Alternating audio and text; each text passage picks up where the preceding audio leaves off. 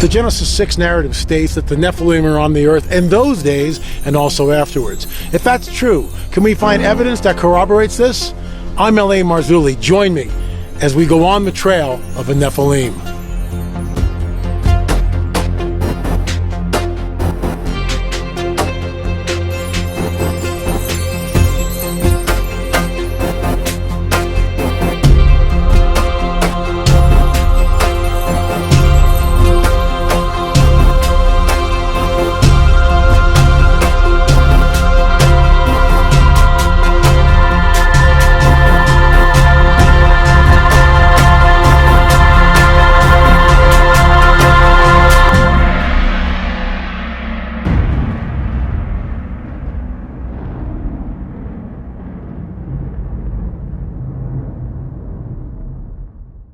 There is a hidden history that has been deliberately obfuscated from the peoples of the world, and that's why I am on the trail of the Nephilim.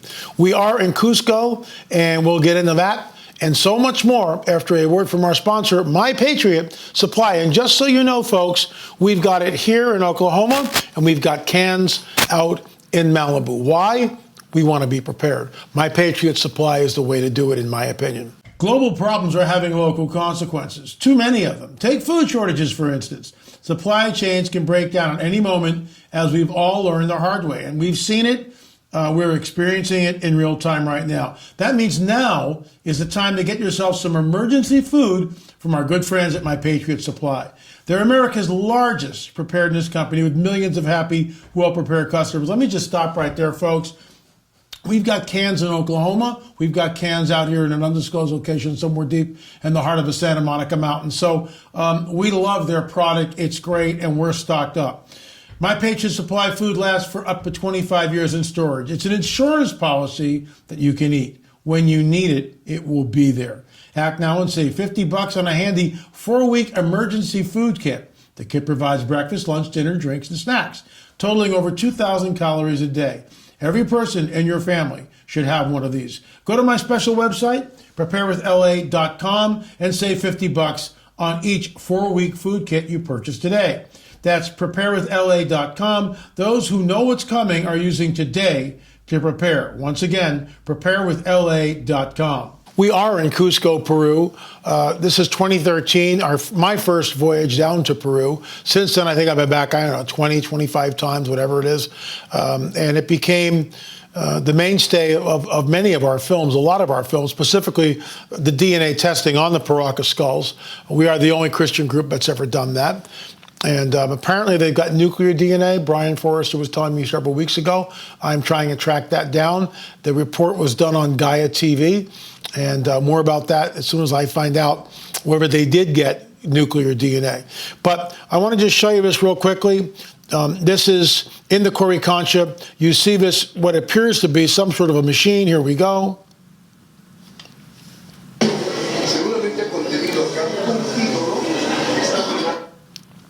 And I'm going to run that again, and I'll stop it here and just comment on it for a second. Hold on. So look at right here. Look at right there. What are these? You can see my arrow. What the heck are these slots that are inside the stone? So it's not decoration. It's something else. And what was great is I had a very interesting email from a friend of mine, and this is what he says. Rotation liquid mercury generated by a magnetic field. Think of an engine block on a car or truck. Radiator fluid flows through the engine block to keep it cool. You're looking at the same thing here, in his opinion. These walls are constructed like an engine block of a car. Some sort of a fluid flowed through the walls to keep it either cool or to cause something to happen. I know flowing liquid mercury at high speed over electromagnets creates an energy field of some kind. Something like this is guaranteed. Yes, it is a machine of some kind. God bless you and your family, LA. So it's really interesting. I'll go back here and look at this. They don't know what this is. They don't know what it was used for. In my opinion, nothing to do with the Inca. Now, we left the room and we went here, and I'll show you this in just a second. Listen to my astonishment as I round the corner and I see this incredible sight right in front of me. This is just a sound.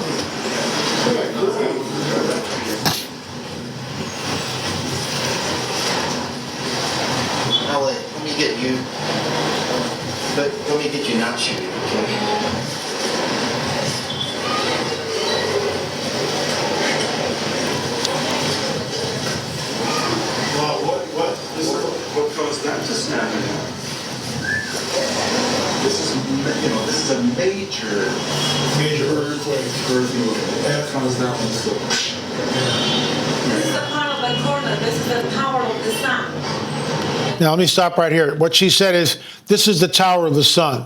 They have no clue what this thing was actually called, if it had a name at all. They just make it up. So it's always the Tower of the Sun, the Pyramid of the Moon, the Pyramid of the Sun.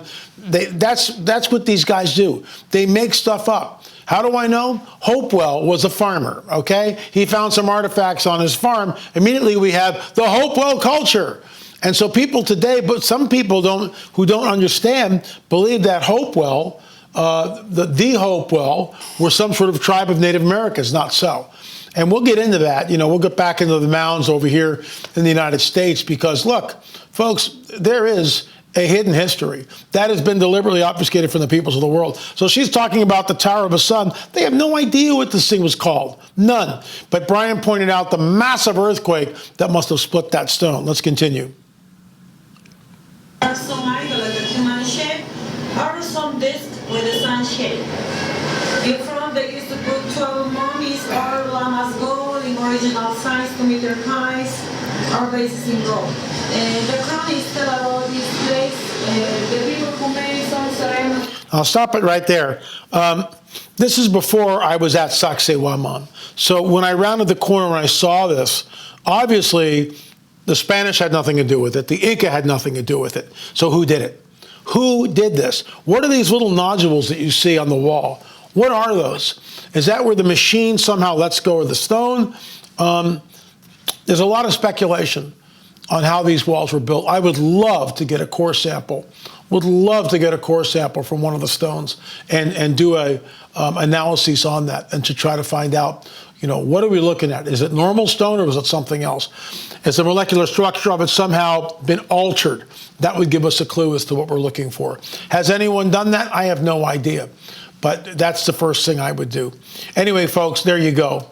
Very, very interesting. If you want to know more, please go to our Uscreen, okay? And it's streaming.lamarzulli.net, streaming like a stream, streaming.lamarzulli.net, streaming.lamarzulli.net, right there below. What are you waiting for? Binge watch all 7. If you want the hard copies, you got to order them. Look, my house is done in the Santa Monica Mountains, so I am now, doing more shows. We're trying to get the second installment of the UFO film up. We're also working on the Trail of a Nephilim. So be patient. We're going to try to get some stuff out here very, very shortly. But once again, I will be at the Eyes to See conference, March 17th to the 20th, Dallas, Texas. No mandates, no masks, no vax passports. Please come. Use the promo code. First, go to hearthewatchmen.com, hearthewatchmen.com. Use the promo code LA20, get $20 off. Hope to see you there. I will be speaking on how the Nephilim returned after the flood, UFO phenomena, the ongoing burgeoning revealing of the UFO phenomena, I should say, and of course, on the Trail of a Nephilim. But this is our UFO from today. And I'll run the clip. You look at it for yourself. Yuri sent this to me from Russia. So it's kind of cool that we have people in Russia with eyes open sending me stuff over here. Gotta love the internet. However, this is not what he thinks it is. What it is, it's SpaceX first Starlink mega constellation launch. That's what it looks like. And that's what this is. That's what Yuri is seeing.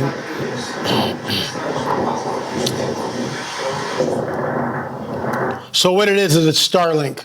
So if you see that in the sky, it's not a mile-wide UFO. It is Starlink. I hope you like this. This is from Reverend Kevin A. Morrow, Judeo-Christian fire captain. Jesus Saves Israel. Check this out. I just love it. Ready? Here we go. I no longer identify as a conspiracy theorist. From now on, I want to be referred to as the guy who was right the whole time. He said it, not me. That's just a couple of days ago. There it is, UFO report. The reason why he's saying this, I've been banging this drum, folks, for decades. Decades. This is the coming Great Deception and the Luciferian Endgame. You need to watch the free film. How do you do that? I'm glad you asked. You open up the text box right below this video that you're watching. There, open it up, and you will see right in front of you.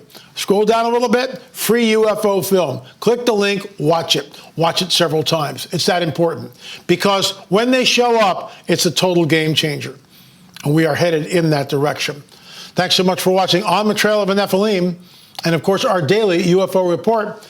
I didn't get a report yesterday, but if you've got one, please send it to me. la@lamarzulli.net. la@lamarzulli.net. If you've been taken, if you've been abducted, you've seen orbs, lights in the sky, okay? Seen craft, seen the grays, you got video, I'm your guy right here. la@lamarzulli.net. la@lamarzulli.net. Thanks so much for watching On the Trail of the Nephilim. And of course, our daily UFO update. Remember, we'll see you on the air or in the air.